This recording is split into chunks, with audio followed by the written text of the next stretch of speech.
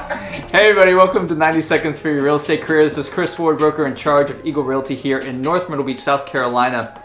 I want to expand a little bit on podcasting. If you're a real estate agent and you haven't started a podcast, I really do recommend you go ahead and getting into that trend for content. Podcasting being, audio version, weekly show, and you can do a lot with that. And it doesn't have to be, some form of podcast where you interview people and it's more like a talk show. You can go that route. You can also just be you talking, providing value to your audience, talking about your local area, talking about know-how in real estate, buyer tips, seller tips. Your podcast is just a long form audio piece of content that you can then use and micro and break down different things you can do with it, as far as like creating like audiograms for Instagram. You can take snippets of your podcast with a graphic behind it, post it on LinkedIn, post it on Instagram, post it on Facebook, even YouTube. You can use your podcast on a lot of different platforms and promote and get into the voice space.